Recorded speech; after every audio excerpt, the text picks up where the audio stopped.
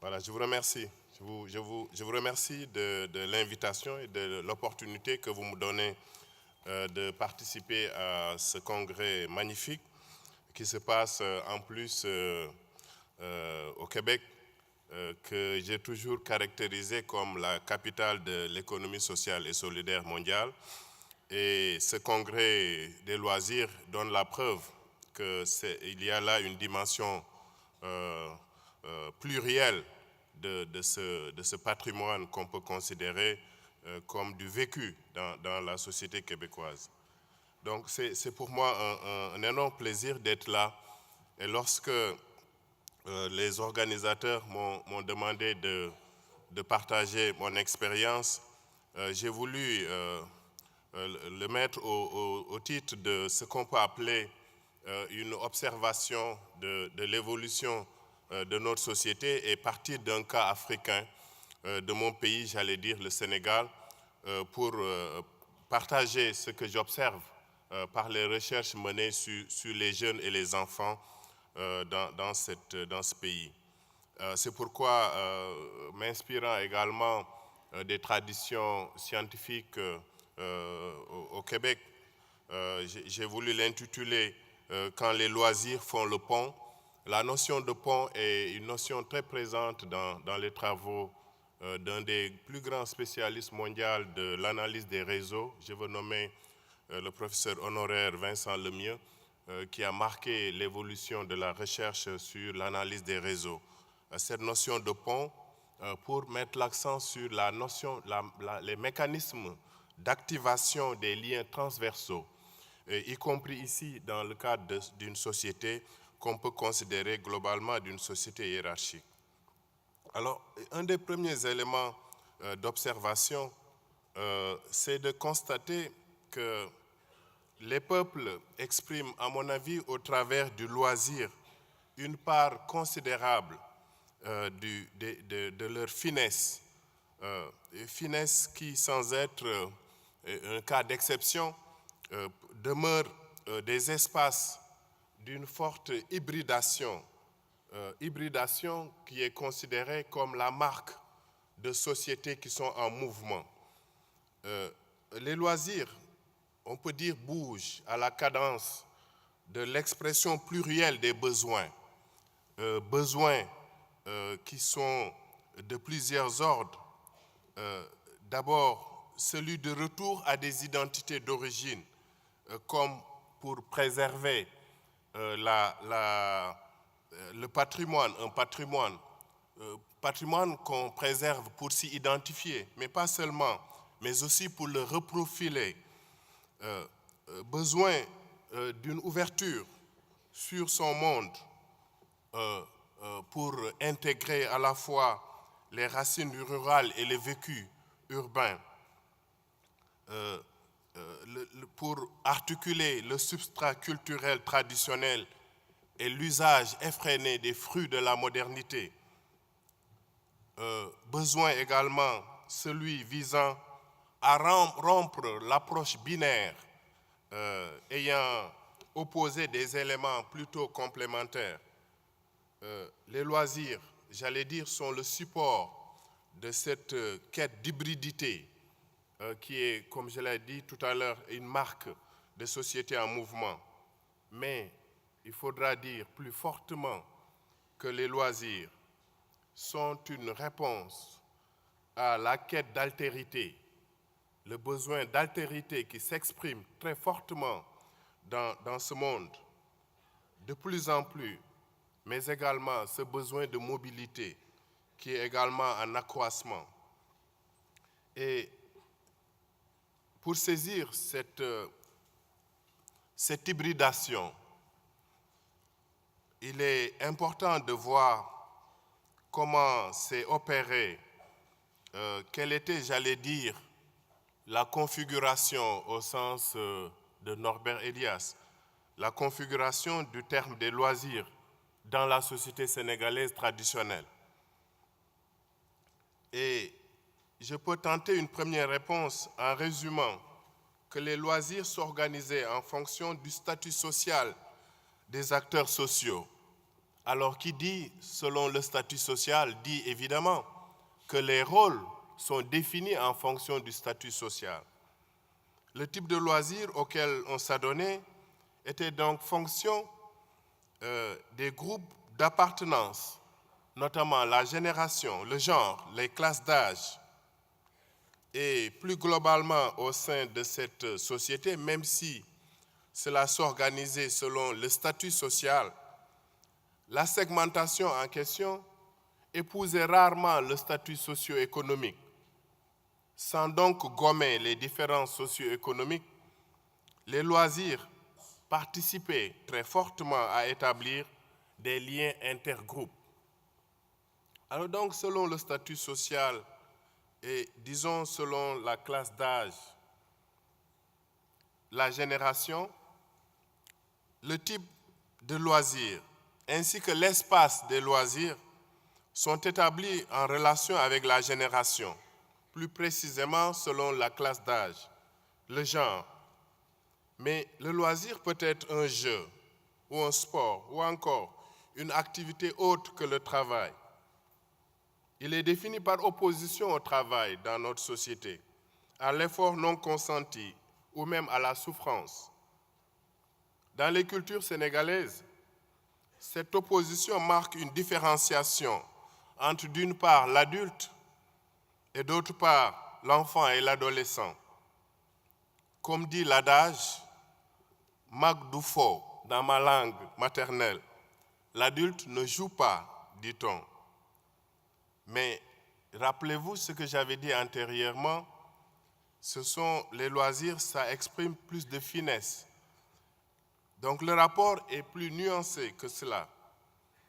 Parce que les loisirs sont d'abord pour les jeunes.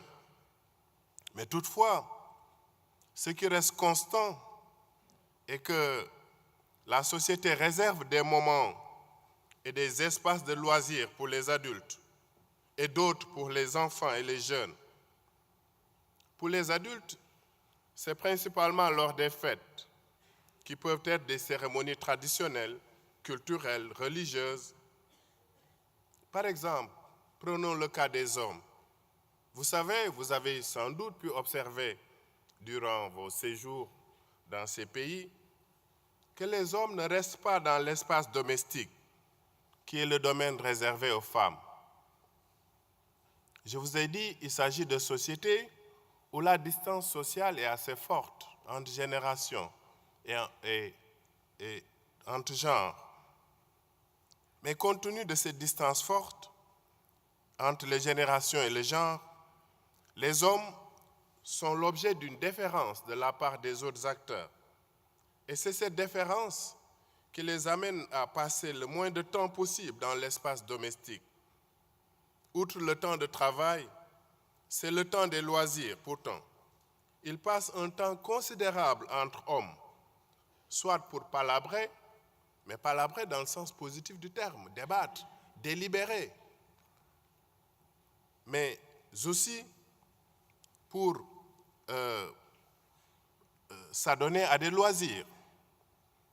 Mais on peut remarquer les loisirs, jeux de dames, jeux de cartes, pétanque, Scrabble, bref, à différents jeux de l'esprit.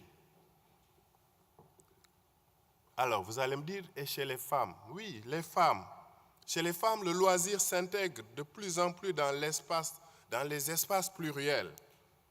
Espaces domestiques, certes, fêtes, cérémonies, mais aussi au sein des activités productives, où le chant rythme et accroît la productivité, le sens du groupe au travail, la sociabilité, voire même la socialisation.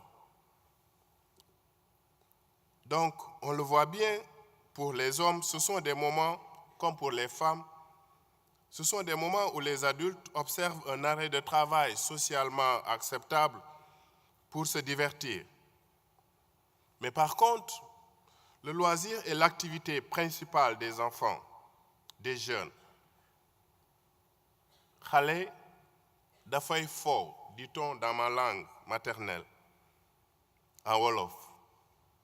L'activité principale des enfants est le loisir. Il est même fortement mis à contribution dans l'éducation depuis très longtemps, dans la formation également. Les loisirs sont au centre des rites initiatiques, toutes générations confondues.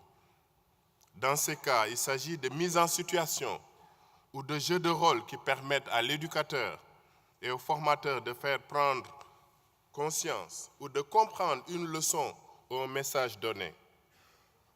Mais comme l'avait annoncé Lujolin, les rapports de pouvoir sont au cœur des loisirs. Et avec le jeu, les relations de pouvoir entre les pairs se définissent. Je vais donner juste quelques illustrations de faits observés. Par exemple, chez les jeunes filles, c'est la recherche de consensus qui est la marque dominante des dynamiques de groupe. Tandis que chez les garçons, on voit l'émergence du leader. C'est souvent celui qui distribue les rôles et qui fait le plouf. Le plouf, c'est un système de désignation qui consiste à procéder par élimination avant d'arriver à déterminer celui qui va jouer avec tous les autres. Paradoxalement, chez les garçons, il y a un leader dans la plupart des jeux, il ne s'agit pas d'être le premier dans le jeu, mais de ne pas aussi arriver en dernier. Le premier n'est pas félicité en soi, mais le dernier est souvent sanctionné. Tandis que chez les jeunes filles, où c'est la recherche de consensus qui prime, le but du jeu est d'arriver première. Voyez-vous le contraste? La dernière n'est pourtant pas sanctionnée, mais le premier a le privilège, lorsqu'il y a un autre tour dans le jeu, d'être en priorité. Alors, est-ce qu'on passe du privé au public? Il y a là plusieurs jeux qui sont présentés. On pourrait passer en revue ces jeux. Par exemple, la notion de gagne-faux, l'emporter pour le plaisir. Le jeu est du gagne-faux quand les enfants jouent pour le plaisir du jeu. Le gagne-faux est souvent pratiqué par les jeunes filles. Les jeux pratiqués par les jeunes filles ne sont généralement pas reliés à une pratique sportive, le plus souvent. Mais à côté, il y a le gagne-gueule. Il s'agit de remporter la mise en cas de victoire. Mais on le retrouve plus chez les garçons, le gagne-gueule. La mise peut être ce sans quoi le garçon ne peut plus participer au jeu, comme les billes ou de l'argent. Cette pratique est le plus souvent répandue avec les sommes d'argent relativement importantes selon les couches sociales. Les jeux sont souvent reliés à une pratique sportive, comme le football ou la lutte. Le fait que les jeux soient reliés à une pratique sportive et qu'ils appellent à l'esprit de compétition fait que le passage du jeu au sport soit inscrit dans l'ordre des choses, surtout chez les jeunes garçons. Dans les loisirs, les enfants se projettent dans l'image des icônes du sport qui sont devenues les nouvelles figures de la réussite sociale par leur capacité à faire du miracle. À cause du gagne-gueule qui l'emporte dans la partie, celui qui emporte la partie, les loisirs sont de plus en plus violents. Et on peut tirer une sous-conclusion pour constater que lorsque les loisirs passent des espaces confinés à des espaces publics, le changement d'échelle qui s'opère va bien souvent de pair avec le risque de reconfiguration et même de modification substantielle à la fois des règles du jeu, mais aussi de l'esprit et du format du jeu. Mais il n'y a pas que cela, et c'est le point le plus important de ce que je voulais partager avec vous, c'est de dire que les loisirs est un espace qui crée des liens transversaux. Il y a un processus d'activation de liens transversaux. Et cette vitalité des liens transversaux par les loisirs, c'est ce qu'on observe le plus, car ce sont de nouveaux liens qui sont vitalisés par les loisirs. Par exemple, entre les enfants, les compagnons de jeu constituent des groupes de pairs et ils apprennent à mieux se connaître, à se reconnaître et à reconnaître les aptitudes des uns et des autres. Le fait d'être partenaire dans un jeu peut être un motif de cooptation dans un groupe. Et à l'intérieur du groupe, il y a des affinités entre les enfants qui partagent la même passion pour un jeu donné. C'était le premier exemple. Le second exemple révèle des liens transversaux entre les enfants et les parents. En effet, les enfants font le pont. Ils font le pont entre les adultes. Du fait qu'ils se retrouvent le plus souvent dans la maison la plus disponible pour les accueillir et que leurs parents savent où les retrouver en cas de besoin. Voyez-vous, on est dans un environnement où les espaces de jeu sont relativement confinés et les espaces domestiques sont transformés en des espaces de loisirs, très fortement, de groupe. Ceci donc, les parents apprennent à se reconnaître par l'intermédiaire de leurs enfants. Et c'est cela qui participe à créer des ponts entre les adultes. Autre exemple, c'est aussi dans certaines circonstances où les loisirs permettent de casser la glace et relient des personnes nouvellement interreliées. Voyez-vous, j'avais indiqué tout à l'heure que lorsque les loisirs passent des espaces confinés à des espaces publics, le changement d'échelle qui s'opère va souvent de pair avec des risques, notamment de reconfiguration du jeu, des règles du jeu, de modification des règles, mais aussi de l'esprit et du format du jeu. Et j'avais aussi indiqué que le changement du privé au public était un élément très important, le passage du privé au public, et cela par le lien entre les jeux et le sport en particulier, ou simplement le changement d'échelle qui s'opère, mais qui va aussi avec l'émergence des formes de violence de plus en plus constantes, parce que les enjeux changent, évidemment, comme on le voit ici. Mais pour conclure, je voulais dire que,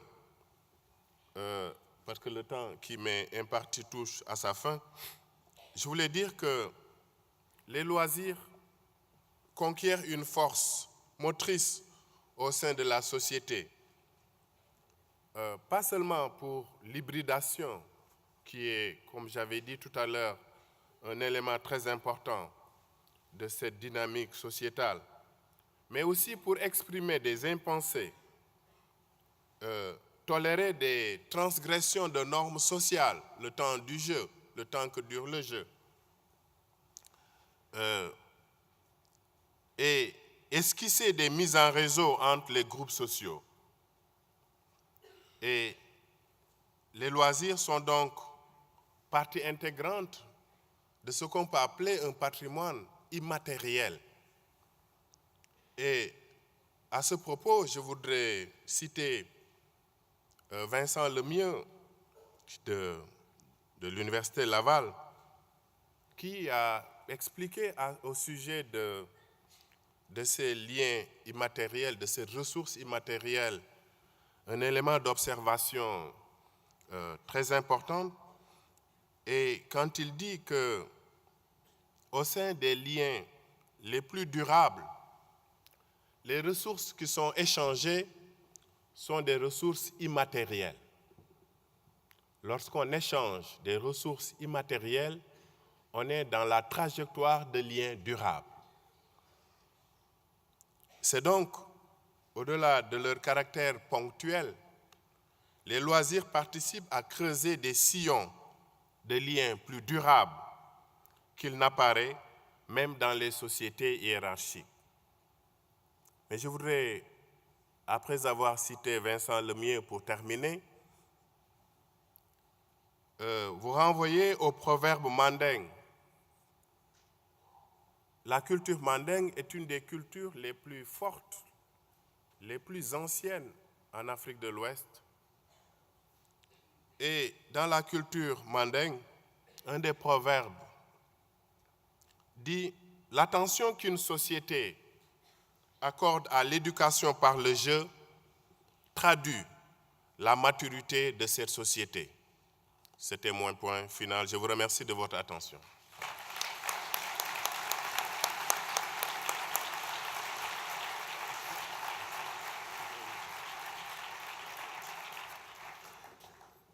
Merci beaucoup, Abdou.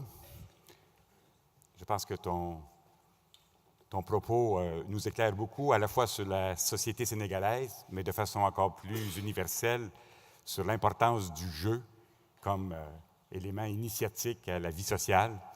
Alors, merci beaucoup de ton propos. Le loisir peut être aussi indispensable à la vitalité des communautés rurales. Et c'est ce propos qui va être abordé maintenant par notre deuxième panéliste, qui est M. Serge Fortin, vice-président de la Fédération québécoise des municipalités depuis 1 an. Il est l'un des 8 préfets élus au suffrage universel au Québec. Il est le préfet, donc, de la MRC de Témiscouata, qui regroupe une vingtaine de municipalités rurales. Il est aussi vice-président de la Conférence des élus du Bas-Saint-Laurent. Il est un peu aussi des nôtres, dans la mesure où il est parmi les premières cohortes de diplômés en loisirs du cégep de Rivière-du-Loup et un amoureux de plein air.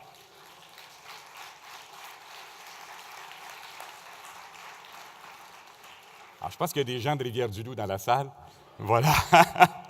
Monsieur Fortin, je vous invite à venir prendre la parole.